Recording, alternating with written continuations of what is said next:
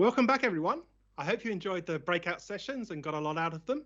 It's now time to be inspired with our last keynote of the day. We now have the team from Education Changemakers joining us. Dave Faulkner and Aaron Tait are amazing partners of Microsoft.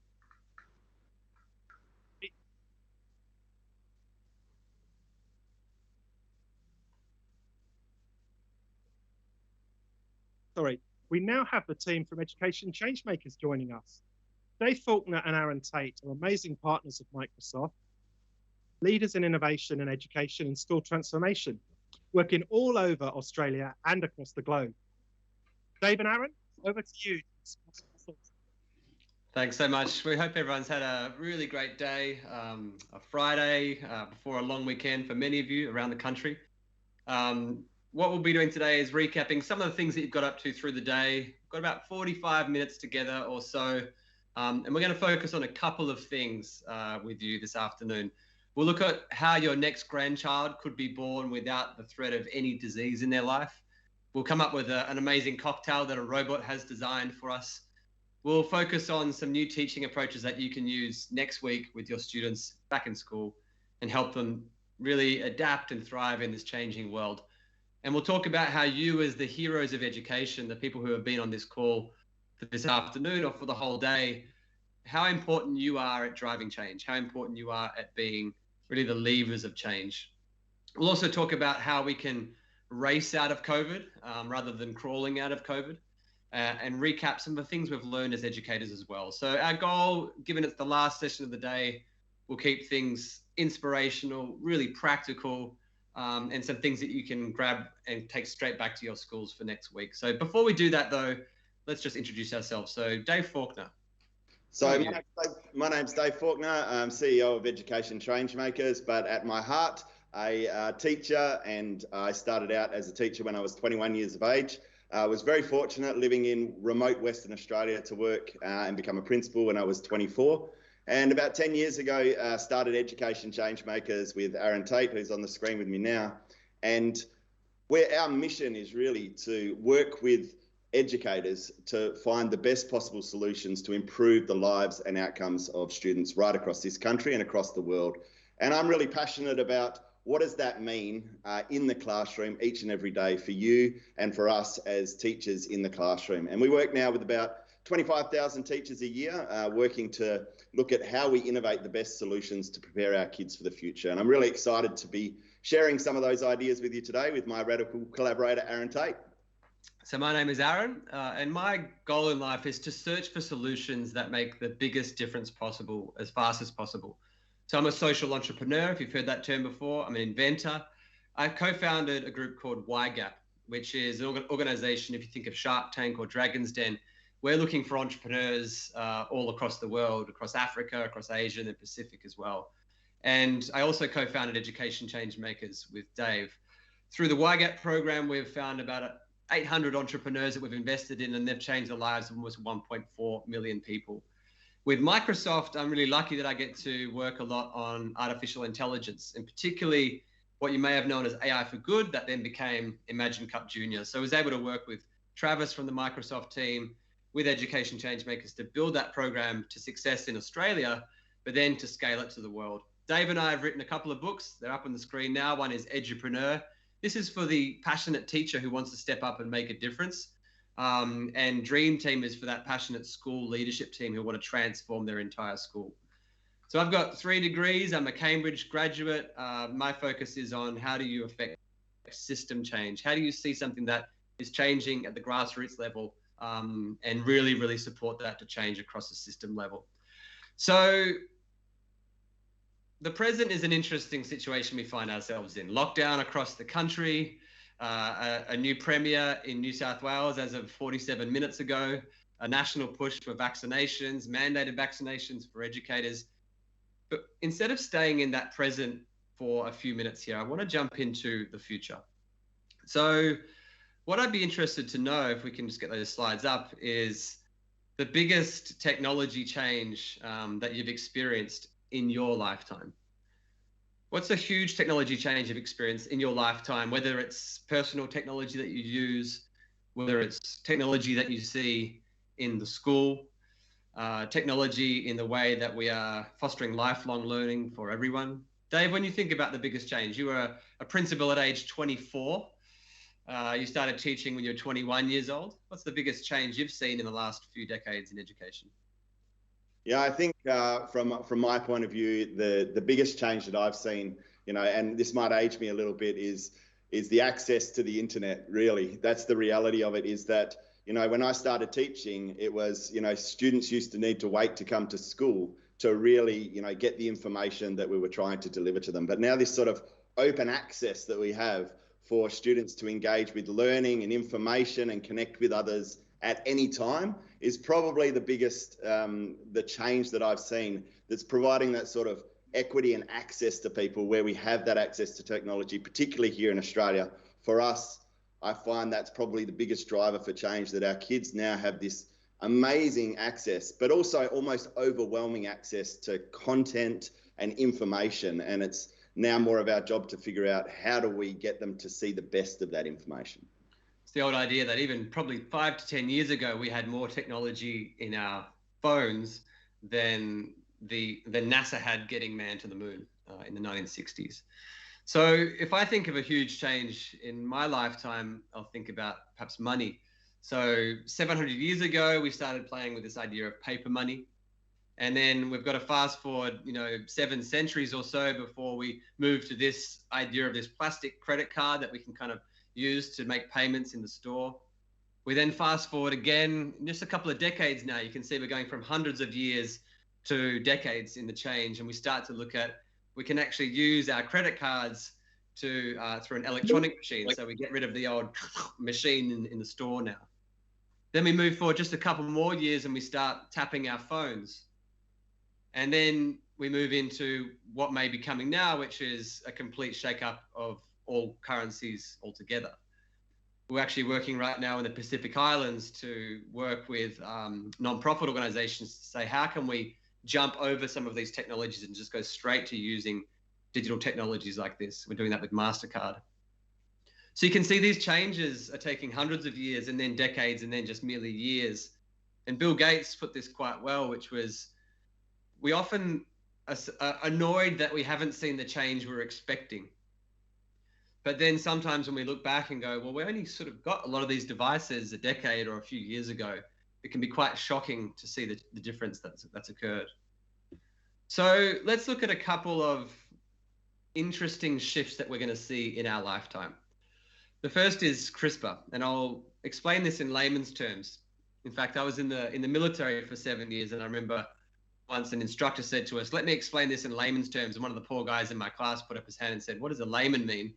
So let me explain this really simply, which is Crispr, for those of you that know, it's fascinating technology. For those of you that don't know, it's this idea that there's DNA, which is we all know about. But then you've got RNA as well, which is the worker bee in our bodies.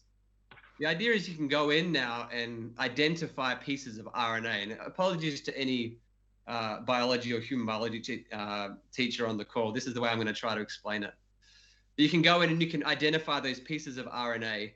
You can then insert an intervention so that RNA is populating across the body in the way that you want to do that. The idea is you can effectively get rid of ailments very, very quickly and very, very cheaply. It used to cost millions of dollars to look at someone's DNA or RNA. We now do that for a matter of $10 or so. So Jennifer Doudna is behind this, and she won the Nobel Prize a few years ago. But there's huge ethical questions that arise when we look at this. Imagine you're a parent or you're considering having a baby. I've got an 8-month-old baby in my house at the moment, next door, so we don't hear it. But imagine you could say, before that baby was born or when you're going through an IVF process, let's take away diabetes from that baby. Let's take away cancers, because we wouldn't like the baby and that human to have that in their lifetime. And then let's take away depression as well. So you start to look at it and you think, what is possible with editing of a baby? And as I discuss this, you might be horrified by the way that I'm talking about this. And think of where you would sit on this continuum. One is absolutely no way. It's a natural process. We should never interfere with that. And on the right is, you know what, open it up. Anything is possible. Let's do full editing before the baby is put into the womb of a mother. So most people would probably say, maybe I'm a 7. You know, it's a safe place to not appear too crazy, to demonstrate some knowledge on the matter. But I wonder where you would sit. If you're even close to 5 or plus, where you're saying, maybe we should explore some editing of genes of babies, then you have to ask yourself, you know, what would you be happy to do? So what would be a gene that you'd be comfortable for doctors to offer to you? And what would be some genes you say, this is not even available? So you can see here, it's a technology idea. Jennifer Doudna has created it. There she is. She's, I'm sure the photographer said, we don't quite get what you work on, Jennifer Doudna, and what you won the Nobel Prize for, but hold this scientific looking thing and we'll take a photo of you. But if she's invented the science behind this idea, we have so much ethics to engage. We have doctors to consider bedside manner. We have politicians to look at laws. So this is technology that is not 30, 40 years away. This is technology that is available now. In fact, if you had a Pfizer or a Moderna vaccination this year, you've already used this technology. It is cutting edge and it's brand new, and it's going to be real in our world now. Another area of big disruption is artificial intelligence. So again, a very basic definition of artificial intelligence. If human intelligence is our ability to reason, to learn, to solve problems, to perceive things where we smell or we see or we touch or we hear things, and linguistic intelligence is our ability to speak in languages and write. These are all the things that we take for granted as human beings. They're all the things that we're fostering in our children and our young people in schools. Now, the big question is, can a machine do these things? Can a machine reason? Can a machine speak and write in language? Can a machine perceive things? That's all artificial intelligence is when we get down to the core of it. So what we've been doing at Microsoft is saying artificial intelligence is coming, absolutely. It is changing jobs already. It's going to change a lot more jobs. Rather than our children and the next generation being passive users of this technology and seeing it take away their jobs or disrupt their jobs, as you were hearing about with the LinkedIn session that Travis hosted this morning. So rather than letting young people just fall prey to where this technology is taking the world, what if we had young people building with artificial intelligence, truly understanding exactly how it works, and then coming up with ideas that would change the world? So that's what we did with AI for Good initially in Australia. It was so successful that Microsoft Global has now taken it across the world with Imagine Cup Junior. So there's a picture here of Christine. Christine is a student from Seven Hills in Sydney. She had an idea that would be making gaming more accessible. She said, I want all people to be able to play video games because video games are fun. We build community, there's connections, we make friends through it. And she felt like a lot of young people were missing out because of disability, because of accessibility challenges. So she invented an idea that would allow a generation of young people who are missing out on video games to play more. What's interesting about this is Christine herself is blind. So she scratched her own itch. She went from being someone who knew very little about artificial intelligence to learning rapidly about the technology to then identifying a problem in her life and then solving that problem using artificial intelligence. She did so well. She won the national prize for this program. She's being mentored by senior people at Microsoft. I think she's been offered a job by Stephen Worrell as well when she's ready to graduate from school. But it's just an example of a young person who moved from being a passive user of technology to actually grabbing it and running with it. So how does this play out though with artificial intelligence? We've got to ask ourselves, how excited are we about it? Is this the best thing to ever happen? Are our lives going to be incredible like we've seen in the old cartoons? We'll never have to work again and robots will do everything for us? Or is this terrifying? Is this really bad for humanity? And these are questions, again, they're scientific questions, political questions, but as educators, we need to be thinking about these questions as well. So raise your hand, Dave, you can do this as well where you are, but anyone can do this if you're playing along at home. Yes, you can be that strange person raising your hand in a room by yourself. Raise your hand if you think that AI and robotics will see many people losing their jobs in the next 25 years. I'd certainly raise my hand to that. Then what I want you to do is consider if your job is at risk from AI. Would you keep your hand raised if you said, yeah, I think a lot of people are going to lose their jobs or have their jobs disrupted, but I think my job is safe? Or do you still have your hand raised in the air and you think, actually, my job could be at risk as well, or the jobs in my family? You can put your hand now down now, regardless of how you vote on that last one. But how does this play out? How does artificial intelligence actually disrupt society? Now, to allay your fears, if you think it's going to be, you know, an attack of supercomputers that are taking over the world, to allay those fears, I think it's more likely to be like an army of chimps that are attacking things rather than an army of supercomputers. So I'll give you an example here. They asked a cocktail making AI, what's the perfect cocktail for you? And they came up with this fascinating looking cocktail. I was a bartender for many years. So lineapple, never heard of that. Krilpi juice, Srumge juices, with the apples, and fit that into a cocktail glass. I think if that were to look like anything, it'd probably look a little bit like this. But you can see that, you know, that AI still has a little bit of a way to go. But more seriously, how does transition with work happen with AI and technology? Well, interestingly, a century ago, there were 1,500 men who worked in New York dropping off ice blocks. There's a compelling ad here. How'd you like to be the Iceman? It was a great job in society. But of course, 1,500 of these guys in one city alone in New York lost their jobs slowly as the fridge came along. Didn't happen overnight, but people were slowly buying refrigerators, and then slowly people were losing their job. That's the same thing that happened with what we do in our current workforce as well. Rather than every job going overnight, say, you know, Woolworths saying we don't need anyone working in Woolworths anymore, that will be a gradual. They won't hire as many people next year. Now, there's this idea of in education that we think, but our jobs will never be touched. There is this concept to think about, which is the stages of robot denial. There's 6 stages of robot denial, which is stage 1, I'm so happy a robot could never do my job. Stage 2, well, a robot can do parts of my job, but I didn't like those parts anyway. Stage 3 is, okay, it does a whole bunch of things that I'm supposed to do, but I need to keep a good eye on it because it breaks quite often. Stage 4, actually, it does quite a lot of my job now. Stage 5, I better find a new job.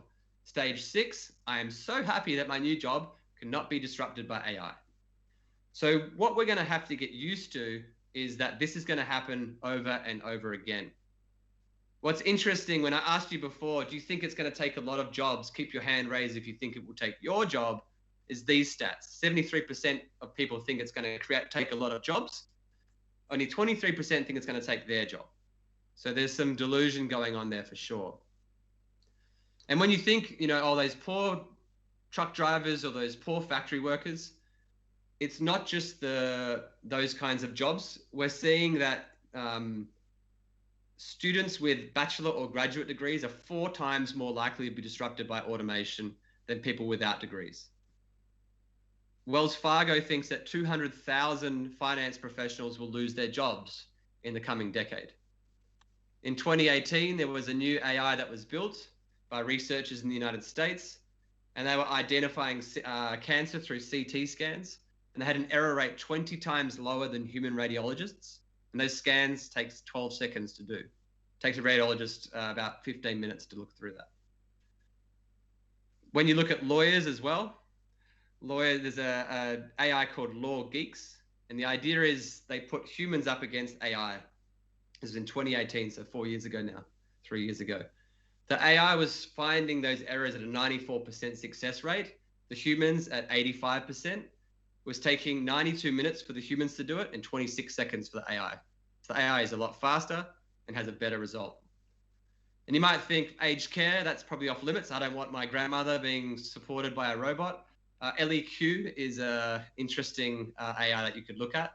And the University of Auckland has research coming out now that actually engaging with AI robots is comparable for people experiencing dementia as to those working with nurses.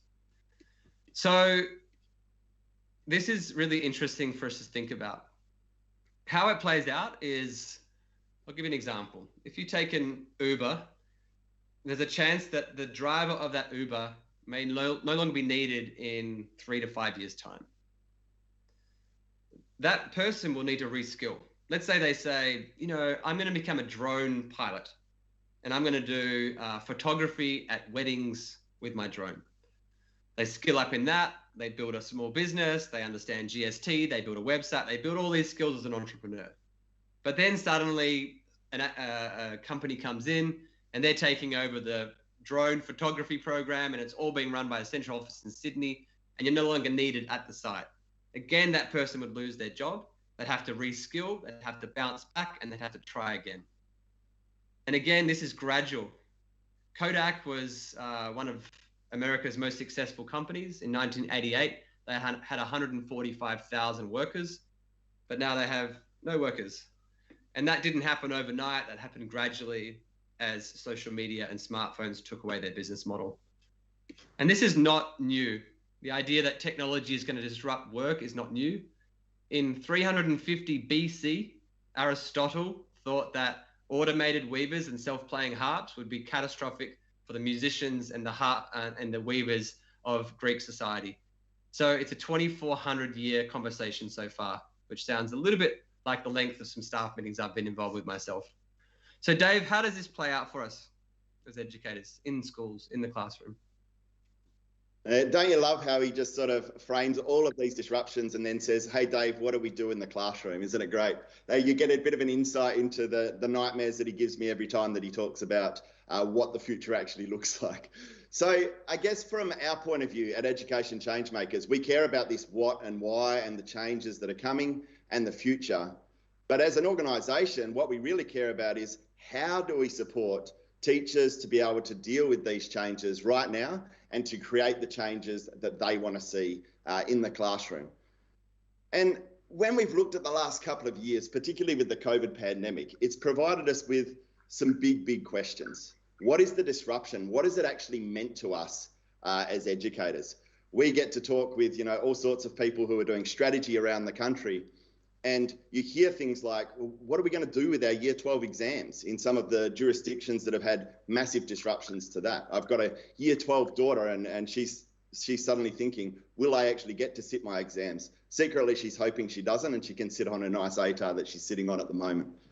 But let's address that virtual pandemic in the room. What has it actually meant for us? What are the things that this has meant for us? Many of us have jumped onto platforms, and for many of you who are right into utilising the technology, maybe you were utilising this before, but you're starting to see your colleagues really utilise the technology and have to utilise the technology to keep the learning going in their schools.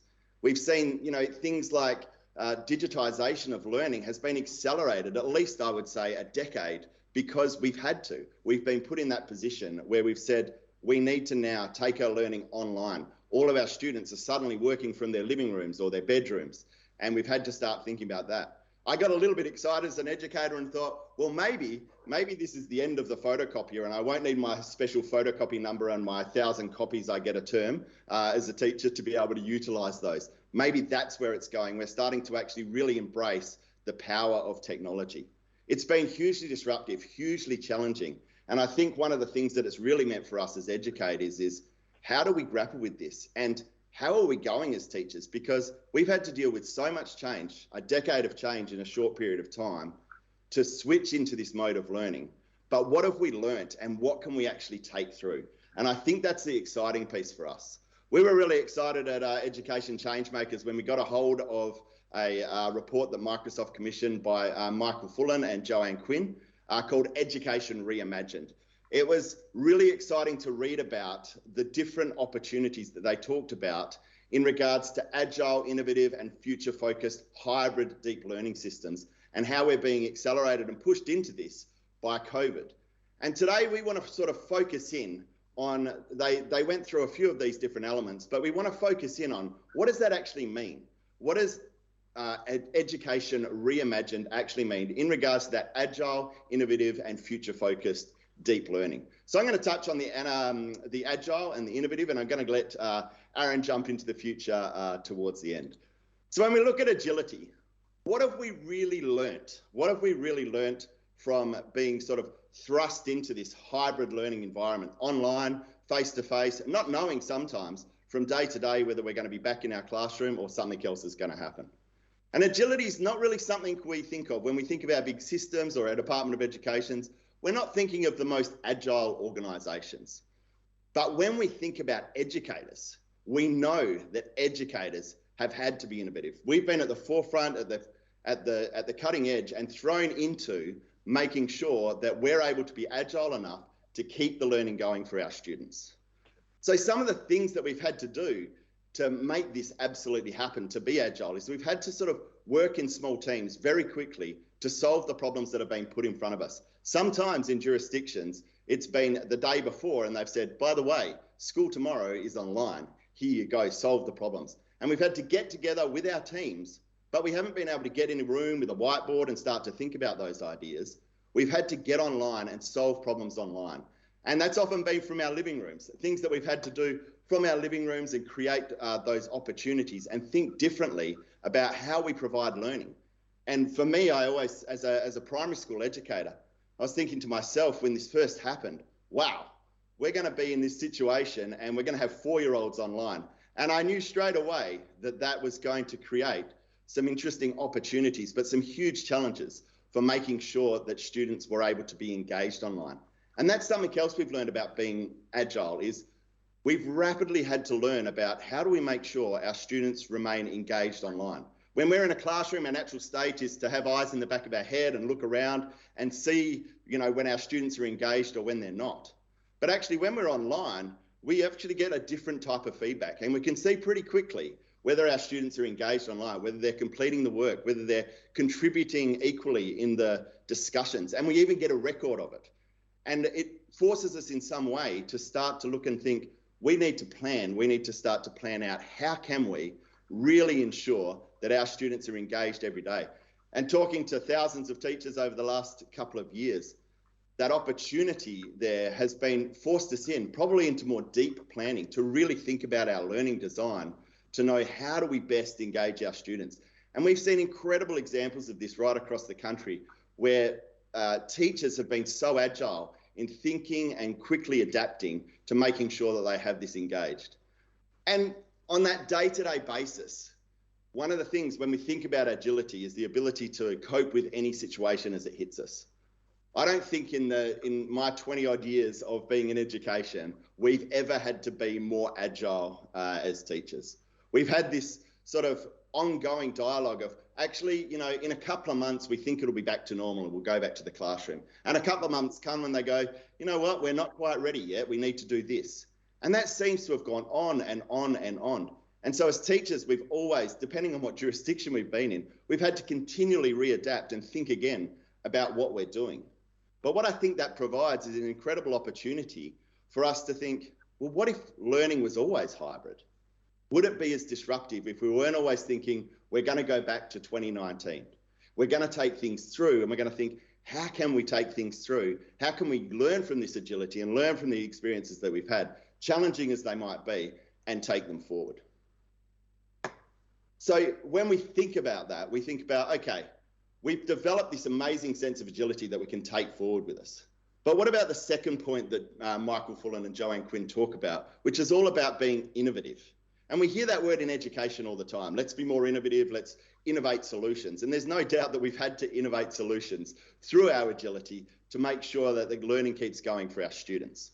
And for us, that purpose of being innovative is not just about creating lots of ideas, but it's actually about thinking about how do we innovate and maintain coherence and consistency for our kids in our school and across the system. Fullen talks about this as that coherence thing. We talk about it as alignment and making sure we're all on the same page. You see, for us, innovation is not about thousands of ideas happening across a school or a system. Instead, we want to be thinking about how we can innovate a bunch on the things and head in the same direction. So it's that disciplined innovation that's really important here. And we want to look at innovation as a mindset of getting better incrementally each and every day and going there together so that we're on the same page, so that people aren't always going off on random tangents. And we think that with innovation, one of the key points here is that consistent communication through the right channels. And this opportunity that we've had as we've been pushed into a more online and hybrid model is we've had this opportunity to think about how we can communicate that effectively. And things like Teams with channels and announcements gives us a great opportunity for that. The ability to collaborate, see that collaboration, and also have a record of that collaboration and that communication so that everybody gets equal opportunity, a highly visible, open sort of a environment where people are looking to innovate together. You know, we often see these huge, long strategic improvement plans or documents. But actually what we want in innovation is knowing what are the 2 or 3 things that we're going after? What are we going after together? And how can we innovate solutions that do this? And we see the great leaders do that. The great leaders know how to communicate, this is what it's about and this is where we're going. And the great teachers do that with their students as well. Might be the difference between someone like Jacinta Ardern, who gives us a nice sort of flicker into her living room and on a Facebook Live channel gives a clear message, versus some of our own politicians who might go through long, drawn-out press conferences. Now, but what do we actually do? Like, how do we actually do innovation? And we know there's different ways that you can think about this. But when we think about innovation, we think about, okay, what is it that we want to solve? And we always start with a bit of a how can we question. And we think at Education Changemakers that when you come up with a how can we question, let's say I come up with, how can we make our team's environment more engaging for our students? I don't want to just come up with one solution, or we could utilize the chat function. We want to come up with 50 different solutions, apps and opportunities that are going to increase that for our students. And at Education Changemakers, we sort of have 5 rules around this that we say, this is what you do to ideate. In Edupreneur, we go into these in more detail. But very simply, you come up with a how can we question and you come up with these 5 simple rules. Number 1, quantity. Don't stop until you get a quantity of ideas. First idea is often the worst idea. So go for more ideas, not just 10 or 20, go for 50 or 100 ideas when you come up with a really relevant how can we question that you're trying to solve. It's okay, rule number 2 is to come up with ridiculous ideas. Go a little crazy, go outside the boundaries, remove some of the constraints and start to think about what are the other things we might do if there were no constraints on us, and have some ridiculous idea, because they sort of help us to go on to our 3rd rule, which is yes and. And this is an improvisation tool that we use where we build on people's ideas and we come up with other ideas based on the ideas that we've already generated. And this helps us generate more and more solutions. And we think innovation is also a team sport. It's something that you should do as a team. And so our 4th rule is we. When you're innovating around a how can we question, you don't say, I think this or I think that, it's we. And so when Aaron often comes up with these crazy ideas, one of my sentence starters is often, we need to think about. But I own that idea that he comes up with straight away because it's all our collective ideas. And the final idea is, the final rule in innovation is, it's all good. When you're trying to diverge your thinking and come up with as many solutions as possible, every idea is a good idea. Of course, there's time to critique those ideas down and make sure you get the best possible ideas. But what we want to do is come up with as many ideas as possible. It's all good. So that means no negativity, no what we like to call at Education Changemakers, squishy face when someone comes up with an idea, or rolling your eyes, or saying the favourite line of, nah, we've tried that before, didn't work. We want to make sure that we provide this culture and climate of innovation where people generate ideas freely and come up with the best possible solutions for our kids so that we can innovate that. And finally, in regards to this innovation, we want to think a little bit about the hybrid learning environment. And we want to think about how we can bring some of our existing ideas sometimes. We've got lots of great things. Many of us have probably been in education for a long time, delivering fantastic ideas. But sometimes in the hybrid environment, we need to think a little bit differently about how we can bring them to life. How can we breathe new life into our existing ideas and bring them to something new, into that new hybrid environment? So let's have a little bit of a play with a fun radical tool to help you do this. I want you to think about two different ideas, or 2 different things that you've got in your cupboard that you haven't used for a while. So for example, it's been a little cool here in Melbourne. I haven't used my fan recently, and I also moved house not that long ago, and I bought one of these sort of trolleys, those flat trolleys with some wheels on it. And I thought about what I could do with those flat trolleys. And I thought, actually, why don't I put the fan on the flat trolley and I can make it into a movable air conditioning unit that can be used all over the house. So I want you to think about two sort of things that you have that you can think about bringing together that might actually help you come up with something new. Bringing two things that you haven't used for a long time back to life. You can tweet them on the hashtag if you like, just for a bit of fun. But that example just gives you an opportunity to think about how you can bring new ideas back to life. And if we can do that, then we can make sure that we can continue to innovate. And what I want to say here is, let's stay nimble. Let's stay thinking about how can we make sure our ideas are the best ideas? How can we get resources? How can we change the opportunities? COVID's forced us into it. And how can we drag those things through and keep them going? And the third idea and the final idea I want to talk about quickly here is that they focus on the term hybrid a lot in this Education Reimagined paper. And what is hybrid actually? What is it? What is it that we're looking at here? It's such an interesting word to use. But we think of it simply as something that is some online and some in person joined together to make the best possible learning outcomes and solutions for our kids. It's the opportunity that when we're in person, we're in person. When we're online, and we're joining those things together so that there's a seamless learning environment for our kids. There's a great class if you're online. I don't know if you're online, Bees Creek, but in the Northern Territory have been collaborating online to build their school in Minecraft so that the physical space can happen in Minecraft. And you can get an idea of what it might look like when you go back into the classroom. So a hat tip to Bryony Watson for that one. That seems like a really cool idea, and I'd love to spend some time finding a little bit more out about it with you. So very quickly, some things to think about here, and I'm going to move through these at pace. We think that quite often we've spent a lot of time in the bottom left-hand box, because that's what we do as teachers. We're in a school and we're usually doing the learning face-to-face. The last 2 years has forced us into those different areas on that chart where we've looked at what do we do when we're doing synchronous learning when they're at home? What do we do with asynchronous learning where we set the kids a task and they're at home doing it? And I'm sure many of the parents in the room are going, yeah, we know all about that now. That's what's been happening. But we think there's 6 clear elements that we can think about as we navigate our way into this sort of new normal on hybrid learning. The first is this: curated and easy access to learning.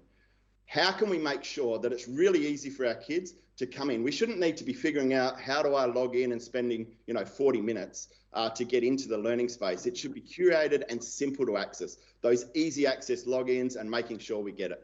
One of our favourite tools here is Wakelet, a great extension that you can add into Teams and start to think about all the different things of bookmarking and articles, YouTubes, blogs, tweets, even Spotify songs that you can add in.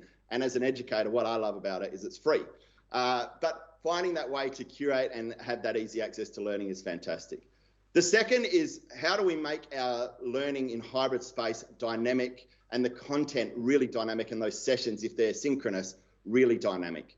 And there's lots of incredible things that we've seen. One of our favourite ways, and many of you will use it that's on the call, is Microsoft Sway, of course. It makes it really easy to create and share interactive reports, personal stories, presentations, and do more of those things. So we think Sway is a great one of that. The third is looking at active collaboration and discussion. And we all know that that's really hard in the online space. We know as presenters, this is a difficult thing to make sure that this is being engaged with. But there are huge opportunities for us to get that collaboration. And what we're finding is that many students who didn't used to contribute to the discussion are now contributing through these fantastic things like Lucidchart, which is a great platform that allows students to collaborate, and they can draw, they can use different styles to revise and share and do different things. I think if you can look at how you can seamlessly add things like Lucidchart into Teams, you get that opportunity to really enhance collaborative discussion. And I've seen the Twitter feed. There's so many amazing tools that you guys know that you've been utilising to make sure your students are getting this. The fourth is looking at that personalisation and differentiation. How do we make sure that our ideas are personalised? And there's a ton of things that you've also been doing here. We love the Year 3 class at St. Therese Primary School here particularly, who have been exploring that Minecraft question around the exploration of Australia. Has it had an impact on Aboriginal culture? And I love this question of what if we could turn back time? So a big hat tip to Lynette Barker for that one, an MIIE, and probably on the call today. I would love to talk to you about that with my background in Indigenous education. The fifth and the second last one is making sure in hybrid learning we can provide clear assessment and feedback. And one thing that this hybrid learning really gives us is that opportunity to see it quickly and that immediate feedback and collecting it all in one space. This is one thing we love about this. There's lots of incredible things like assignments on Teams, but if you want to check out something that goes even further, something like Janison, and I'm sure many of you have used this, where you get to create engaging, responsive assessments that students can utilise. And the final one is that defined learning journey. Students need to know where they're going, especially in that hybrid environment. They need to see. We don't have that one-on-one interaction, face-to-face, to see all of the struggles that kids might be going through. So giving them a really clear learning journey, not only for those students, but for their parents as well, is an incredibly important opportunity. And we think things like channels in Teams and the assessments, they provide that opportunity to see it clearly. Where are we headed with this learning and what does it look like? So for me as an educator, I'm really interested to see and hopeful to see that we are going to drag some of these incredible learnings in hybrid learning through with us into 2022 and beyond. While it's been terrible to have a pandemic, there are some great opportunities here. It's gone on too long, but we want to take those opportunities that we've had to accelerate our learning 10 years, and we want to make sure that we don't just flick off the switch when we do eventually go back with the opportunity to be face-to-face full time, that hybrid learning and accelerated learning and reimagined learning becomes the new normal in our classrooms. So for Fullan's last point, I'm going to throw back to my future focused collaborator. Back to you, Aaron. Thanks, Dave. It's interesting, 71% of us believe that our biggest job is to prepare our young people with lifelong skills. But only 38% of parents agree with that, which is a disjunction right now. I feel like we're in the choir and a lot of this stuff, but how well are we singing? Are people understanding the words that we're singing? We also know, 2/3 of us know that many jobs are going to be at risk of digital disruption. But what's interesting is only 1/3 of our parents think we're currently doing a good job of it. So there's a real disjunction. I think what we have to do as leaders and as educators is really start to think about this. We can't hide under a rock and think, well, things are just going to change. The government will do it, or AITSA will do it, or ACARA will do it. When you look at, some people believe that this change is not coming. We've seen in history before. Lord Kelvin, in 1895, he said, heavier than air flying machines are impossible. How wrong he was proved by the hot air balloon, and then only 8 years after that, flight. In 1962, there was an Israeli mathematician, a very famous one, Yehoshua Bar Hillel. He said, there is absolutely no prospect that computers could ever be used to translate language. I think 1 trillion words a day that are now being translated by Microsoft and Google together proves that he was wrong on that. And to be honest, 10 years ago, it was easier. 10 years ago, we could say, if every kid can learn how to code, they'll be fine. But I think it's far more complex than that. There's a lot of other things we have to be thinking about. And in the last few minutes here, I'd encourage you to keep some of these in mind. The first is to prepare your kids to thrive in the future, get them off technology. This idea of machine drift, 70% of the YouTube traffic that we watch is actually from recommendations. We're no longer making those decisions. AI is making that decision for us. We really need to focus on this idea of keeping our attention clear, not being assaulted by social media, breaking news alerts, text, emails. All these things are trying to divert our attention. So encouraging your students to meditate with smiling mind, encouraging them to pick up a physical book from the library and read it. Social media promised to give us connection. Instead, what we got was Pete Evans and Donald Trump. So I really encourage you to have a quality learning platform in hybrid that keeps kids focused. Don't let them have, 25 tabs open, trying to keep them focused as much as you can, just like you would in a good classroom as well. The next thing is to connecting things as well. AI is good at doing things over and over and over again, but it's not really great at connecting things. So scarcity of someone who can work in high stakes environment is a O worker who has to think outside the box, or a wedding planner who has to make things just perfect. We do this with Imagine Cup Junior as well. We say, learn about AI, become an entrepreneur, a social entrepreneur, and come up with a socially good outcome for the world. AI also struggles with surprising. So surprise your students. Change the rules on them halfway through an assignment. Challenge them if you can. Hiking trips are great for this. We see some schools taking their kids away for a week. The knowledge and the skills and the resilience they take up during that week is interesting. Robotics competitions, where you give them a challenge to achieve in the next few minutes and then change the conditions on them. Give them open book exams with challenging questions that they can do over the course of 3 days, rather than saying, by the way, this will be on the test, make sure you write it down. The next thing to think about is talking. Jobs that tap into our social desires, bartenders, hairdressers, mental health workers, flight attendants, that is hard to automate here. So encourage your young people to talk, to read the room, to code switch, to be able to thrive in all sorts of different environments. I'm not going to read this line out from Stephen Hawking, but it's an old one. Those final few sentences is, all we need to do is make sure we keep talking. Encourage your young people to leave a handprint with their work.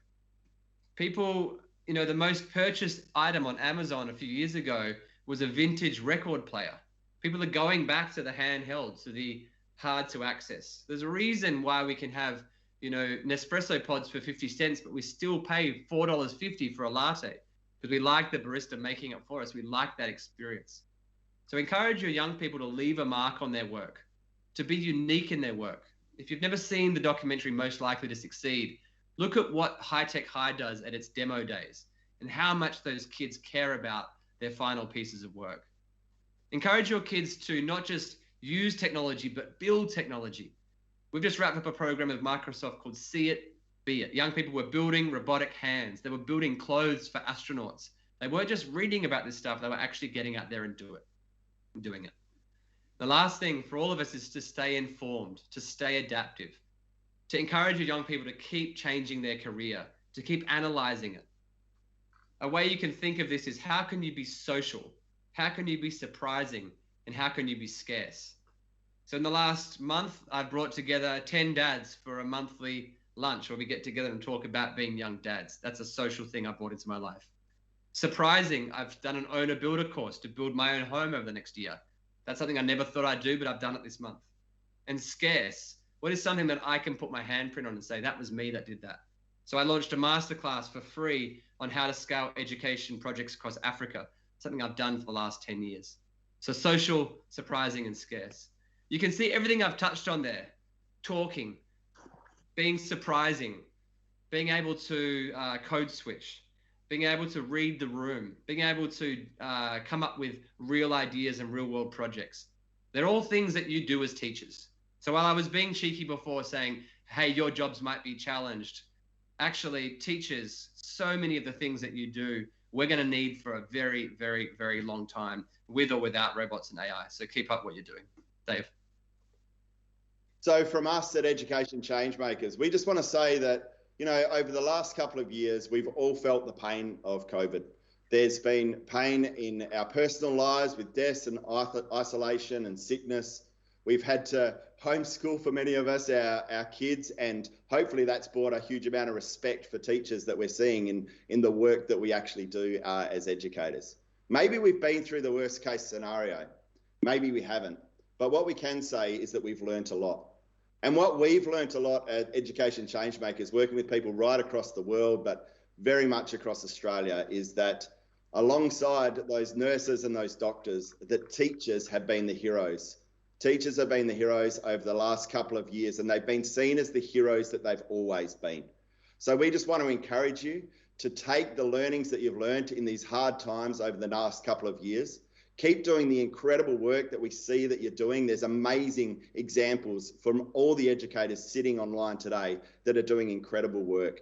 And from parents, from teachers, from Australians, we just want to thank you for your incredible energy and efforts, and thank you for your time today with us to explore a little bit of how do we reimagine education and how do we take some of these great things through as we move into 2022 and beyond. So thanks so much for your time.